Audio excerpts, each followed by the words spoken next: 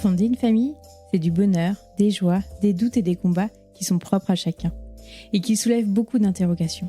Je suis Pauline et je suis la créatrice du podcast Ma Petite Famille.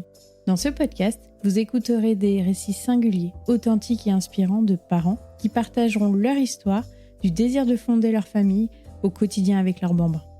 Je vais converser avec des parents anonymes ou plus connus, que vous suivez peut-être sur les réseaux sociaux, pour vous proposer, de par ces rencontres, un maximum d'histoires enrichissantes, bienveillantes et déculpabilisantes.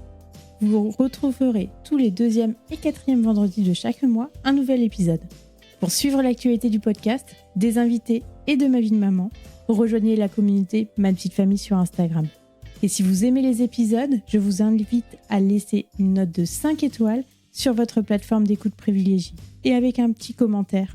Cela permet, au-delà de me faire très plaisir, de faire connaître le podcast au plus grand nombre. Je vous en remercie. Avant de vous embarquer dans ma conversation avec mon invité, je souhaitais vous faire découvrir la marque Atelier Amage. Vous cherchez un cadeau de naissance unique et pratique? La gamme d'accessoires de pierriculture proposée a été conçue pour le quotidien des parents. Vous serez séduit par les motifs intemporels et spécialement dessinés pour la collection. La personnalisation des pièces est faite en Bretagne. Vous êtes sûr de faire plaisir avec un cadeau unique réalisé avec amour. Rendez-vous sur atelier-amage.fr pour en savoir plus. Maintenant, place à l'épisode. Bonne écoute. Bonjour Marion, merci beaucoup d'avoir accepté mon invitation sur le podcast. On s'est rencontrés entre guillemets par hasard à une soirée et on a failli pas se parler tandis qu'on se parlait sur les réseaux, c'est marrant. J'étais très heureuse de t'avoir à mon micro. Pour les gens qui nous écoutent parce qu'ils savent toujours pas qui t'es, est-ce que tu pourrais te présenter, dire qui tu es, d'où tu viens, de qui est composée ta famille et qu'est-ce que tu fais dans la vie, s'il te plaît? Oui, déjà, merci beaucoup pour ton invitation. Je suis très contente de répondre à tes questions sur ton podcast. Donc, je m'appelle Marion Joseph. Je suis la maman de 2 petites filles. Je suis mariée avec Thibaut depuis 10 ans. Je suis dans la vie journaliste. Je travaille au Figaro depuis plusieurs années et je m'occupe au Figaro des éditions locales du site internet. Donc, j'ai des équipes de journalistes qui sont en région et on traite de toute l'actualité locale. Et en parallèle de ce métier, j'ai un blog qui s'appelle Parlons Maman, qui est dédié un peu comme son nom l'indique à la maternité, à la parentalité et aussi aux femmes, sur lequel je mets à profit mon métier de journaliste pour essayer de donner des conseils aux parents, leur faire découvrir des univers un peu inspirants, des portraits, etc. Voilà. Et en dernier, ma dernière casquette, c'est que j'ai écrit il y a un an, un livre qui est sorti il y a un an, Un postpartum en douceur, que j'ai coécrit avec Delphine Petit-Posma, qui est Kramzorg à Amsterdam. Et c'est justement de son métier beaucoup et de l'accompagnement aux Pays-Bas dont on parle dans le livre. Oui, c'est vrai. Oui, je pense que beaucoup d'auditrices ou auditeurs ont lu ton livre. Ah écoute, c'est super. Non, mais c'est vrai, c'est un des premiers qui parle du postpartum. On n'en parle pas énormément. C'est un sujet qui commence depuis quelques mois à être abordé en France, mais trop peu à notre goût. Et quand on a commencé à travailler dessus, c'était justement pour essayer d'aider les femmes et les couples à mieux vivre leur postpartum, qui est très peu accompagné en France par le personnel, notamment médical. Et donc, on s'inspire du métier de Delphine pour trouver des conseils très pratiques, des choses à mettre en place dans cette période qui suit la naissance de son premier, deuxième, troisième enfant. Et qui est très importante puisque c'est là vraiment que tout commence. En France, on est hyper accompagné toute la grossesse et puis après, on est un peu lâché dans le vide. Et nous, on voulait inverser ce paradigme et dire que justement, c'était après qu'il fallait beaucoup d'aide et être accompagné pour essayer de mieux vivre le postpartum. Alors, si on reprend dans tes aspirations, tu as toujours voulu être maman des petites ou pas du tout? Je me suis toujours projetée maman plus tard, mais c'était pas un désir des toutes petites. Non, mais je savais qu'un jour, j'aurais des enfants. Et c'est plus histoire d'amour bien enclenchée avec celui qui allait devenir mon mari. Et puis voilà, passant les étapes, que le désir de maternité est vraiment arrivé. On s'est lancé dans cette aventure tous les deux après notre mariage. Alors, est-ce que ta première petite est venue vite? Oui, on a eu pas mal de chance. En fait, au bout de 2 ou 3 cycles, je suis tombée enceinte. Donc ça a été assez facile et puis la grossesse s'est bien passée, j'ai pas eu de soucis particuliers. J'ai vraiment adoré l'état l'état de grossesse et vivre mois après mois, voilà, cette fusion avec mon bébé, découvrir les différentes étapes. Je me rappelle, on avait à l'époque, ça doit toujours exister, des applis où on voyait l'évolution du fœtus et du bébé. Et donc, tous les jours, toutes les semaines, on regardait, ah bah tiens, là, c'est une courgette. Puis, il y avait tous les moments autour des échographies. Enfin, voilà, j'ai trouvé ça vraiment magique. Ça s'est quand même déroulé très bien. Et donc, c'était super, c'était magique. Tu avais fait une préparation à la naissance ou quelque chose de spécial ou non, tu t'étais laissée bercer par les étapes et les rendez-vous obligatoires, entre guillemets? Ouais, j'avais fait des cours de préparation à l'accouchement. J'avais quelques livres qui m'avaient été prêtés, notamment par ma belle-sœur qui est un peu plus âgée, donc avait déjà eu des enfants, donc elle m'avait donné pas mal de conseils. Et j'avais pris des cours de préparation à l'accouchement. J'étais suivie dans un cabinet de sage-femme libérale. J'étais allée avec Thibaut notamment pour l'accouchement, la respiration, se préparer à ce moment-là qui me faisait un peu peur quand même. Et puis après le retour à la maison, qu'est-ce qu'il fallait avoir. J'avais eu besoin en tout cas d'essayer de me projeter un peu à l'époque. Alors comment s'est passé l'accouchement? T'avais un souhait de naissance ou pas du tout? Non, à l'époque, je pense que j'ai le sujet, donc je connaissais pas ce que c'était un plan de naissance. Enfin, voilà, c'était vraiment un inconnu qui s'ouvrait à moi, même si je m'étais un peu préparée. Je savais que j'avais a priori envie d'avoir une péridurale, parce que j'avais quand même assez peur de ce moment-là. J'avais peur que ce soit un peu la panique, mais ça, je pense que c'est peut-être un peu le récit familial qui veut ça, parce que moi, apparemment, je suis arrivée vraiment très vite, en 2 heures. Ma mère a dit ça, donc je pense que elle m'a transmis cette espèce de peur un peu d'avoir un enfant qui arrive et pouf, ça y est, il est sorti. Mais sinon j'avais pas de plan particulier. Évidemment, on voulait être tous les deux avec mon mari, qui soit là et les contractions commençaient le soir, on était tranquillement devant la télé et puis en fait, j'ai vraiment pas eu de douleur de toute ma grossesse et là, j'ai eu une douleur. Je me suis dit tiens, c'est bizarre, vraiment un espèce de pic. Bon, il me restait 10 jours, je crois, avant le terme. Donc au début, je me dis bon, non, ça doit être rien, je dis rien à Thibaut. Et puis un quart d'heure plus tard, de nouveau la même douleur. Là, je me dis bon, c'est un peu bizarre quand même. Et rebelote un quart d'heure plus tard. Donc là, au bout de 3, je lui dis bon, c'est sans doute rien, mais ça fait 3 fois que j'ai une douleur. Bon, c'est peut-être ça. Et puis en fait, ça avait commencé. Donc là, c'était parti. Puis ça s'est accéléré. Donc là, il m'a dit bon, j'ai pas du tout d'essence dans la voiture. Je vais peut-être aller en chercher. Je fais oui, tu vas tout de suite et tu te dépêches. J'ai essayé de prendre un bain pour voir si ça s'arrêtait. Ça ne s'arrêtait pas. Au bout de 3 heures, on a décidé de partir à la maternité. Il avait récupéré de l'essence. Et puis on est parti à la maternité. Et puis ça a été, on avait de la chance parce qu'il y avait personne quasi bien pris en charge. On a été mis dans une salle nature avec une grosse baignoire. Enfin, c'était vraiment chouette. A priori, je suis partie donc à la fois Thibaut et c'était un homme, le sage-femme, c'était un homme. Donc il me disait vous supportez bien, attendez avant la péri. Ouais, j'étais là ouais, vous êtes sûr, j'ai quand même envie de la voir. Et puis finalement ils m'ont convaincue, donc ils m'ont d'abord posé un suppositoire.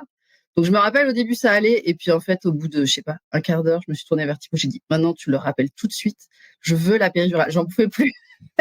Et en fait je crois que j'ai quand même été dilatée à 6 ou 7, donc j'avais été assez loin dans le travail. Et puis là, il devait être 3-4 heures du matin et j'ai accouché tard parce qu'en fait, entre-temps, ils ont eu des urgences et comme moi, je tenais avec la péridurale assez longtemps, j'ai accouché à 11h30 du matin. Donc en fait, pendant un moment, j'étais branchée, on surveillait la fluctuation des contractions et puis 11h30, notre petite puce est née. Voilà, donc ça a été de manière, par voix basse, ça a été un peu sport, la poussée.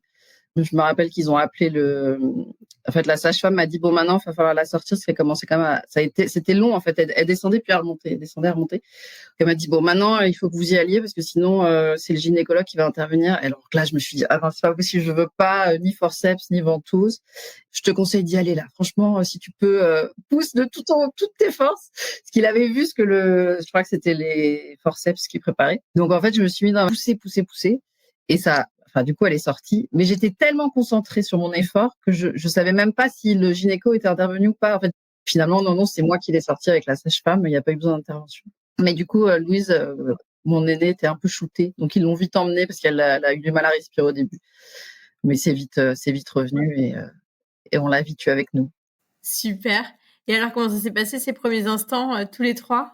C'était assez magique. Donc au fait ils l'ont pris et Thibaut est parti avec eux pour la réanimer parce qu'elle était pas non plus inconsciente, mais voilà, la dégager, contrôler que tout allait bien, etc. Et quand elle est revenue, donc avec Thibaut, c'était magique parce que donc je m'étais dit que j'essaierais d'allaiter. Je savais pas si ça me plairait, mais je voulais essayer. Donc je l'ai approchée de mon sein et en fait, j'ai trouvé ça incroyable. Elle a tout de suite pris le sein et elle s'est mise à téter, mais dans un espèce d'instinct, quoi, hyper naturel. Et on était, mais avec Thibaut complètement ému, épaté de cette magie, quoi, sous nos yeux, de voir notre petite puce à peine sortie déjà en train de téter. Donc on était dans notre bulle. C'était incroyable, complètement magique. Et donc tout s'est fait après assez naturellement, quoi, dans cette lancée avec elle. On était plutôt bien accompagnés à la maternité dans les premiers gestes. Alors après, oui, évidemment, hein, c'était génial, mais il y a eu la fatigue qui est arrivée. M'a fait une belle nuit de la Java, je me rappelle. J'ai fini par les appeler à 5 heures du matin, j'arrivais plus parce que du coup Thibaut pouvait pas dormir. Et en fait, ils me l'ont emmailloté. Il y a une infirmière de puéricultrice qui me l'a emmailloté. Et là, elle s'est arrêtée instantanément. Ah, c'est magique. Je veux savoir faire ça. Voilà, donc ça, c'était dur parce que c'était fatigant. Et puis, on avait des visites la journée. Donc, comme c'était le premier, je pense qu'on n'avait pas conscience qu'il fallait aussi qu'on se préserve. Nous, on avait envie que notre famille la découvre, etc. Mais du coup, le contre-coup, c'est que c'était assez fatigant. Et après le retour, donc tous les 3 à la maison, toi, tu avais ton congé maternité? Oui, j'avais mon congé maternité. J'avais rajouté un petit peu parce qu'elle est née début juin, donc j'aurais dû reprendre, je crois, mi-août ou fin août.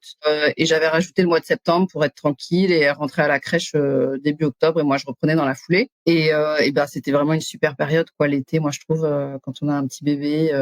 Alors, on a eu très chaud quand même à un moment au tout début. Je me rappelle, en plus, on vivait sous les toits, donc je fermais toutes les fenêtres. Et puis, je tournais un peu en rond parce il y avait une espèce de canicule, donc il faisait près de 40 degrés. C'était un peu dur. Mais sinon, après, on est parti. Elle est née le 4 juin et mi-juillet, on est parti. Thibaut, il avait gardé des vacances, plus le congé paternité de l'époque était de 11 jours ou quelque chose comme ça. Donc, ça nous a permis de partir tous les 3 pendant quasiment 6 semaines.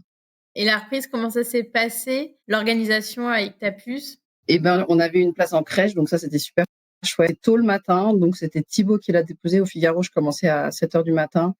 Donc, je partais très tôt. Ils dormaient encore tous les deux. Il l'a déposé à la crèche. Et du coup, la contrepartie, c'est que je finissais plus tôt. Et donc, j'arrivais à la récupérer vers 17h30, quelque chose comme ça, à la crèche. Et profiter de cette fin de journée avec elle, lui donner le bain, jouer un peu, la faire dîner, etc. Et puis après, Thibaut rentrait, il en profitait un peu aussi. Pour la crèche, c'était vraiment super parce que elle était juste à côté de chez nous, avec du super personnel. Enfin, c'était un petit cocon, quoi. Et je savais qu'elle était bien, donc j'étais rassurée. Au début, les premiers jours, ça a été un peu dur. J'étais un peu angoissée. Et puis très vite, j'ai vu que voilà, ils étaient très doux avec elle, qu'elle allait bien, qu'elle avait l'air contente, même si elle était toute petite. Enfin, voilà, je voyais que ça se passait bien, donc c'était plutôt rassurant. Et c'est à ce moment-là que tu t'es dit, je vais créer, ou tu t'es plus intéressée à la grossesse, maternité, le postpartum, et que tu as créé Parlons Maman? C'est plutôt lors de ma deuxième, en fait. À ce moment-là, je m'étais intéressée à la maternité, j'avais trouvé ça génial et j'avais déjà envie de recommencer, tellement j'avais aimé. Mais sur le plan professionnel, je m'étais pas trop laissé la possibilité de réfléchir à autre chose. Donc j'étais un peu dans mon tunnel. Voilà, je m'étais dit que je retournais travailler normalement. Et non, à ce moment-là, ça m'intéressait, mais j'avais pas eu cette remise en question que j'ai eue du coup à ma deuxième. C'est vraiment à la naissance de ma deuxième que j'ai eu besoin de prendre un peu de recul sur ce que je faisais. Ça faisait déjà 10 ans que j'étais au Figaro et que j'étais vraiment dans ce bain bouillonnant de l'actualité qui est pas toujours très réjouissant. Et donc, je pense que j'étais arrivée à un moment où j'avais besoin de me poser. Et c'est ma petite qui est venue ma deuxième qui est venue un peu chambouler tout ça. Et j'ai pris après sa naissance. Au début, j'avais prolongé d'un peu plus de 2-3 mois. Et puis finalement, j'ai dit non, il faut après en avoir discuté avec moi pour qu'on soit tous les deux raccords là-dessus. J'ai pris 1 an de pause et c'est là que j'ai beaucoup commencé à m'intéresser au sujet de maternité, de parentalité et que petit à petit a germé l'idée de créer mon blog Parlons Maman. Et par rapport à cette deuxième naissance, la grossesse et la naissance, tu les as vécues pareil ou tu t'étais encore plus informée et tu avais fait un projet de naissance différent ou non, tout pareil? Alors, je m'étais plus informée, oui. Après, j'étais plus rassurée parce que je connaissais déjà, donc c'était moins l'inconnu. On l'a vite constaté, déjà la deuxième écho ancienne, mais c'était rien de grave, mais un peu perturbé le déroulement de ma grossesse. Parce qu'on m'a dit, bon, ça serait bien, si vous voulez accoucher par voie basse comme la première fois, il faudrait qu'elle se retourne, etc. J'avais fait de l'acupuncture, ça avait marché, elle s'était retournée. Donc c'était un peu plus, voilà, j'avais un peu plus de rendez-vous, etc. pour ça, sans que ce soit grave. Et puis, elle s'était retournée, je pense, j'étais en congé mat déjà, donc je pense, début du 9e mois, elle était a priori tête en bas. Et puis 15 jours avant le terme, je vais pour un rendez-vous de contrôle à la maternité. Donc j'avais pas de plan précis de naissance en tête, mais je m'étais dit je veux revivre ce que j'ai vécu avec mon aîné, j'ai envie d'accoucher par voie basse, c'était magique, voilà, revivre tout ça. Et donc je vais à la maternité et puis elle me fait une espèce d'échographie et puis après elle me dit bon je vais quand même contrôler et tout qu'elle est bien tête en bas. Et puis en fait elles sont venues à 3 parce que la première elle me dit je sais pas bien, j'arrive pas à voir si c'est la tête ou si c'est les fesses en bas, enfin elle y arrivait pas donc elle appelle ce que je fais avoir et elles appellent la responsable des sages-femmes. Elle a la douche froide, du coup elle s'était remise dans l'autre sens, elle s'était remise en petit Bouddha. Votre fille est en siège, elle s'est remise dans l'autre sens donc maintenant soit vous voulez faire l'accouchement par voie basse et on va voir si tout ça est possible, soit c'est une césarienne. Bon, c'était un peu dur sur le moment. Heureusement, ma mère était là, m'avait accompagnée, donc elle me dit ah mais tu sais c'est rien, c'est pas grave, l'essentiel c'est que tout aille bien, qu'elles soient en bonne santé. Puis il y a des femmes qui rêvent de césarienne, tu devrais faire une césarienne. Je dis bah oui, mais moi je voulais ravir ma voix basse, bon. Et puis finalement, j'appelle évidemment mon mari, on en discute et puis il me dit bah on fait ce que tu veux toi, ce que tu choisis. Voilà, fais-toi confiance. Et en fait, ça me faisait vraiment peur la voix basse en siège. Je sais pas, je le sentais pas. Je me suis dit bon voilà, on sait jamais s'il y a un problème que ça finit en césarienne d'urgence, j'ai pas envie. Donc un peu à contre-cœur, je dis bon bah césarienne. Et donc là, je m'attendais pas, mais là elle me dit bon bah du coup on va programmer ça demain. Ah déjà, moi je m'étais dit il me reste 15 jours tranquille. Et en fait Oui, du parce coup que bah, c'est dès le 15 jours lendemain, avant, tu as raison. C'est 15 jours avant, parce que moi ouais, le dernier, c'est ça. Et elle m'avait dit plutôt que vous arriviez en travail et que ça puisse être un peu l'urgence, bah on préfère vous le programmer le plus rapidement possible. Et du coup, ça a un peu chamboulé nos plans. Donc mon mari, il me dit bon bah ok si c'est demain, tu leur dis juste si c'est possible que ce soit pas à l'aube. Je pense qu'à l'hôpital ça va être tôt quand même. Et ils m'ont dit bon bah venez à 7h du matin. Donc finalement on s'est dit après coup, après le choc un peu digéré, je me suis dit bon c'est plus facile, je peux facilement mettre ma grande chez moi. Et puis nous on peut se faire une dernière petite soirée tranquille et on n'aura pas la fatigue d'une nuit de travail. Au moins on sait que c'est demain, voilà. Et puis du coup bah effectivement je mets ma grande à dormir chez les parents. On lui dit pas. On voulait pas qu'elle pouvait être longue, donc on dit rien. On lui dit tu vas juste dormir chez papy et mamie. Et puis nous on se fait une dernière soirée tous les deux, voilà, se fait un petit dîner et tout. Et puis je vais à presque minuit, je dis bon je vais quand même aller me coucher parce que si c'est pour être fatiguée c'est bête quoi. Et moi qui m'endors d'habitude comme une pierre, je tombe toujours de sommeil et je me couche et je dis ah j'ai quand même un peu mal au ventre. Mais je ne pense pas du tout contraction dans ma tête. C'était vraiment genre bon je sais pas ce que j'ai mal et ça me serrait mais j'avais pas le souvenir des douleurs que j'avais eues pour Louise. Puis au bout d'un moment, je me lève et je dis à Thibaut, écoute, c'est bizarre. Il me dit, bah, c'est répétitif, ça revient régulièrement. Je fais, bah oui. Il me fait, bah, ça ressemble quand même à des contractions, lui qui est très cartésien. Et puis, au bout d'un moment, il me dit, bah, on a qu'à appeler la maternité, on leur demande ce qu'ils en pensent. Donc, je les appelle, je leur dis, bah voilà, j'ai des douleurs, ça revient. Puis ils me disent, bah venez, de toute façon, là, on n'a personne. Et comme vous devez venir demain matin à 7h, il était peut-être 1h du matin. Ça change pas grand-chose. Ok, super. Bon, bah, on va venir. Alors, on se dit, bon, bah, ça nous met un peu d'adrénaline, finalement, dans un truc un peu prévu. Donc, c'était rigolo. Puis, on prépare tranquillement, on prend la valise. Et d'un coup, je m'assois pour mettre mes chaussures, je lève la jambe. Et là, j'entends, bloc! Et en fait, c'était ma poche des os qui s'était rompue, ce que j'avais pas connu la première fois. Je me suis levée d'un bond. En plus, notre appartement, il était tout neuf et tout, le parquet. Donc, je dis, oh non, ça va couler partout. Je me suis mis dans le palier. Serviette, vite, prends la valise, on s'en va, j'ai perdu les os. J'étais en panique. On m'a fait au grand galop et en plus, elle était en siège. Et donc, on est parti ni une ni deux. J'ai appelé la maternité sur le chemin pour leur dire les os. Ok, on vous attend, on vous attend. Et j'avais peur, je sentais que ça poussait en fait. Donc, je me disais, ah, ça se trouve, elle arrive quoi, vraiment vite. Et du coup, Thibaut a conduit un peu vite jusqu'à l'hôpital. Quand on est arrivé, ils nous ont dit, mais c'est pas vous qui nous avez appelé là il y a 5 minutes. Oh, si, si. Bon, on n'habitait pas très loin, mais quand même. Et du coup, ils ont quand même vérifié quand je suis arrivée. Donc, ils ont vérifié, effectivement, le travail était bien commencé. Et ils m'ont dit, on va vérifier qu'elle soit toujours en siège. Ce serait bête de vous faire une césarienne. Et elle était toujours en siège. Donc là, ils m'ont emmenée au bloc. Et ça m'a un peu impressionné le bloc au début, parce que j'ai pas trop l'habitude. Je touche du bois, mais j'ai pas eu d'opération. Je me suis jamais rien cassé et tout. Donc, et puis après, j'ai eu l'arachidienne. Et ils l'ont vite, hein, parce que c'est rapide. Cette deuxième maternité, c'est peut-être aussi pour ça, vu qu'elle s'est pas passée exactement comme la première, enfin deuxième naissance, pas maternité, mais naissance. C'est peut-être aussi pour ça que t'as cheminé aussi au niveau professionnel.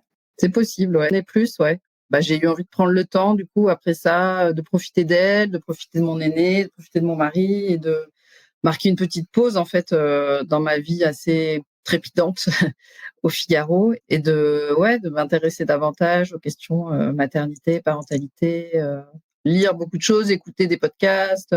Et petit à petit, j'ai cheminé vers la création de mon blog, et de me dire aussi que j'avais besoin, parce que au Figaro, j'étais rédactrice en chef à l'époque, je suis encore aujourd'hui, du Figaro.fr, et du coup, j'écrivais pas beaucoup.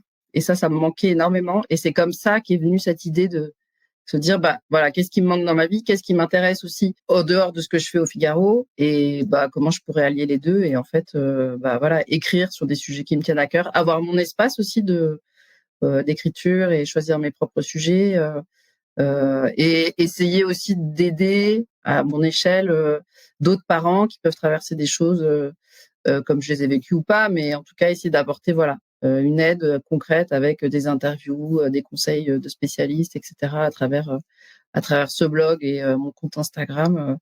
Mais ça a pris un petit temps avant que j'arrive à décider de tout ça, mais vraiment c'est aidé par ma maternité avec mes 2 filles, et conseillé aussi par mon mari qui a toujours été d'une grande écoute sur ces sujets-là, que j'en suis arrivée à créer Parlons Maman. C'est top parce que tu as créé ça donc pendant ton congé parental et à côté de ça, tu as repris après le travail.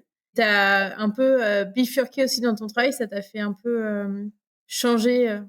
J'ai voulu, du coup, un peu fort de toutes mes réflexions, évoluer, revenir vers plus d'écriture, mais à ce moment-là, il n'y avait pas forcément de poste. Je suis revenue à la tête du Figaro.fr. Créer mon blog, parce que finalement, mon cheminement s'est fait tout au long de mon congé parental et j'ai créé mon blog quand je suis revenue au Figaro. Mais pas grave, c'était comme ça, c'était ma temporalité. Mais je pensais que c'était pendant ton congé parental. Non, ça aurait été mieux parce que j'aurais eu plus de temps pour le développer, mais bon. Alors après, pendant mon congé parental, il y a aussi le Covid qui est arrivé et du coup, je me suis vraiment occupée de mes enfants. Peut-être que sans le Covid, je l'aurais lancé avant, mais en tout cas, non, je l'ai vraiment lancé quand je suis revenue au Figaro. Mais j'avais une espèce après un décuplé. Je me disais bon, allez, c'est pas grave, on y va, on fonce. C'est comme ça et tant que j'en ai envie et que voilà, j'ai l'énergie, et tant mieux. Et c'est que plus tard, c'est un peu plus tard que j'ai rechangé de poste au Figaro pour devenir rédactrice en chef des éditions locales. Très bien aussi, mais du coup, ça a été un peu en décalé par rapport à mon retour de congé mat. Comment tu as vécu tes postpartum pour avoir écrit le livre, enfin coécrit le livre? Je suppose que ça t'a marqué et il y a des choses qui t'ont paru un petit peu non dites. J'ai pas eu, moi, personnellement, de postpartum trop difficile, même si j'ai trouvé qu'il y avait des phases difficiles dans ce postpartum, certaines où on est un peu seul, quand on n'a pas forcément d'aide à côté. Les nuits qui peuvent être difficiles. Moi, j'allaitais, donc mon mari était là, mais en même temps, j'allaitais, donc c'était quand même... je me réveillais tout le temps. Il travaillait aussi souvent dans les premiers jours après les naissances. Donc voilà, il y avait des moments un peu plus difficiles, mais dans l'ensemble, moi, j'en garde un bon souvenir. Mais en fait, c'est plus au fil de mon travail sur mon blog, d'échanges avec différentes mamans, avec des professionnels, que je me suis rendu compte vraiment qu'il y avait un sujet autour du postpartum et que en France, on le prenait pas du tout assez en compte dans le bien-être entre guillemets et l'aide qu'on peut apporter aux femmes et même aux couples, parce que ça concerne la femme en premier lieu, mais après c'est tout familial. Un constat que je m'étais fait à travers mon travail sur le blog, et en fait j'ai rencontré Delphine via mon blog. C'est elle qui m'a contactée sur Instagram pour me présenter son métier de Kramzorg, qui est donc un métier dédié pour le coup au postpartum, qui existe qu'aux Pays-Bas, et où voilà, les Kramzorg, c'est entre la sage-femme et la puéricultrice, viennent s'occuper à domicile de la maman, de son bébé et de la famille pendant 8 jours après la naissance, tous les jours. Donc c'est quand même une aide exceptionnelle, et surtout c'est une professionnelle, donc elle apporte vraiment des conseils éclairés. Elle aide au premier bain, au portage, à la mise en place de l'allaitement ou des biberons. Elle peut faire des repas, elle peut s'occuper un peu des frères et sœurs. Enfin, c'est une espèce de Mary Poppins du postpartum. Et en fait, déjà quand elle m'a raconté son métier que je connaissais pas, je lui ai dit mais c'est génial. Enfin, on aurait besoin vraiment de ça en France, ça manque. Nous, on a des métiers un peu disparates, mais en plus, on n'a pas de métier qui intervient aussi longtemps et qui soit pris en charge par la sécurité sociale, parce que là-bas, c'est pris en charge par les mutuelles. Donc, c'est exceptionnel, quoi. Et donc, on discute comme ça. C'était la première fois qu'on se parlait, on était au téléphone, et elle me dit, ah, mais moi, parce qu'elle est française, j'aimerais tellement aider plus les femmes, et puis faire changer les choses en France. Ce que elle raconte son métier sur Instagram, c'est comme ça elle est un peu connue et elle me dit j'adorerais écrire un livre pour donner des conseils concrets, mais c'est pas mon métier, je sais pas rédiger. Et donc là, petite lumière qui s'allume. Je dis bah écoute, moi c'est mon métier, j'adore ça et en plus ça me manque parce que j'écris pas assez, donc on pourrait faire quelque chose ensemble. Et c'est comme ça que ça a démarré et que tout est parti. Elle m'a dit ah ouais, ça serait génial. Et en fait, la chance qu'on a eue, c'est que elle venait, donc elle habite à Amsterdam, et elle venait 2 ou 3 semaines après en France. Et on s'est dit à ce moment-là, bah rencontrons-nous quand tu viens, et puis on verra si on arrive à se lancer dans ce projet. Et effectivement, on s'est vus et ça a tout de suite matché. Enfin, on a parlé, je sais pas, un quart d'heure, 20 minutes de choses et d'autres, parce qu'on se connaissait pas, en fait. Donc, un peu pour se présenter, se connaître. Très vite, on est rentré. Moi, j'avais pris un carnet, je prenais des notes sur chacune, ce qu'on avait envie de voir dans ce livre. Qu'est-ce que nous, en tant que, à la fois professionnels pour elle, moi aussi, journaliste et un peu spécialiste de ces sujets-là, plus mère, parce qu'elle, elle a 3 enfants, et moi 2. Qu'est-ce qu'on voudrait voir dans ce livre? Et donc, on a pris plein de notes. Et à la fin, je lui ai dit, écoute, je vais essayer de synthétiser tout ça, de faire une table des matières pour vraiment avoir une ébauche de livre. Et quand c'est prêt, je te l'envoie et on voit si ça nous plaît à toutes les deux. Ben, on essaiera de trouver des maisons d'édition. Et ça nous a plu. Et voilà. Et enfin, tout a été très fluide et très rapide. Et comme moi, j'avais des contacts par mon métier dans les maisons d'édition, on a pris des rendez-vous, on a démarché. Et très vite, on a trouvé. Donc ça, je crois qu'on s'est vu en avril ou mai. Et en juillet, début juillet, on signait notre contrat avec les éditions du Rocher. Je pense qu'on était fait. Enfin, il y avait un truc, quoi. Moi, je crois pas mal au destin. Et non, c'était, voilà, on devait se rencontrer à ce moment-là et avoir ce beau projet toutes les deux. Ouais, et puis je trouve que c'était comme je disais tout à l'heure, c'est un des premiers livres qui parle vraiment de ce postpartum où il y a encore 5-7 ans, on n'en parlait pas du tout, quoi. Enfin, c'était tu reprends le travail au bout de 2 mois et puis ta vie est normale. C'est Ouais, juste oui, devenu en fait, c'était une phase, on n'en parlait pas, quoi. ouais, Enfin, c'est ça, c'était ça n'existait pas, un presque. sujet. Et aujourd'hui, dans ta vie de maman, comment tu concilies vie de maman, le blog, le travail, ta vie de couple? Eh ben, c'est pas facile. Scoop. Ça demande beaucoup d'énergie, de temps, mais ça, on en manque. Non, bah, je sais pas, j'ai pas de recette miracle. Bah, bon, j'ai mon boulot au Figaro qui me prend tous mes jours. Alors quand j'ai écrit le livre, j'avais pris un 4/5e parce que franchement, sinon je pouvais pas. Ça prend vraiment beaucoup de temps parce que c'est moi qui écrivais. Du coup, on a fait beaucoup d'échanges toutes les deux. Elle m'a apporté beaucoup de par écrit. Donc ça, j'avais pris un 4/5e pour avoir le temps de la rédaction. Maintenant, je travaille à temps plein. Du coup, oui, maintenant que j'ai des horaires normaux, bah, je suis tous les matins avec elle. On prend le petit-déj ensemble et c'est moi qui les emmène beaucoup à l'école. Donc, c'est un petit moment qu'on passe toutes les 3. Et puis, le soir, je suis toujours là pour le dîner. Donc, on a quelqu'un qui s'occupe d'elle, qui les récupère à l'école, qui fait le bain. J'essaye de rentrer pas trop tard pour pouvoir les faire dîner, faire les devoirs quand il y en a un peu, etc. Et puis après, avec mon mari, la semaine, on dîne toujours tous les deux. Ça, c'est voilà, on fait manger les enfants avant et comme ça, c'est notre temps, même si ça démarre parfois un peu tard, mais c'est notre temps où on est tous les deux. Voilà, on a le temps de se parler, d'échanger un peu sur nos journées, etc. Et puis, le blog, j'essaie de caler ça de temps en temps quand j'ai un petit temps mort. Parfois, sur l'heure du déj, je peux faire une petite interview.